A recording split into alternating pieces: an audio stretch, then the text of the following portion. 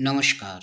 जैसा कि हम जानते हैं कि पति पत्नी का रिश्ता एक ऐसा रिश्ता होता है जो विश्वास पर चलता है, परंतु कुछ ऐसी बातें हैं जो पति को अपनी पत्नी को भूलकर भी ये बातें नहीं बतानी चाहिए।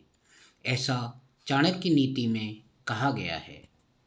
तो आइए आज हम ये 4 बातें जानने की कोशिश करते हैं जिसमें चाणक्य जी ने अपनी चाणक्य नीति में इन तमाम पहलुओं को बताया है।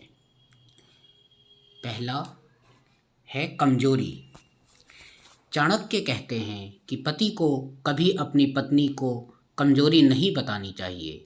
चाणक्य का मानना है कि पत्नी को अगर पति की कमजोरी का पता चल जाए तो वह बात बात में उसी का हवाला देती है और अपनी जिद मनवा लेती है। इसलिए पुरुषों का अपनी कमजोरी पत्नी से छिपा कर रखनी चाहिए। दूसरा, अपमान।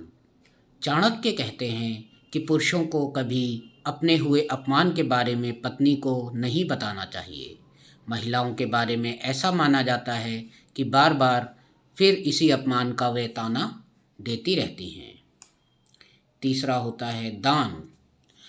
चाणक्य कहते हैं कि दान देने के बाद इसका जिक्र कभी अपनी पत्नी से नहीं करना चाहिए। महिलाओं के बारे में माना जाता है कि बुरा वक्त आने पर महिलाएं पति को दान की बात याद दिलाकर भला बुरा कह सकती हैं। और चौथा और आखिरी है कमाई।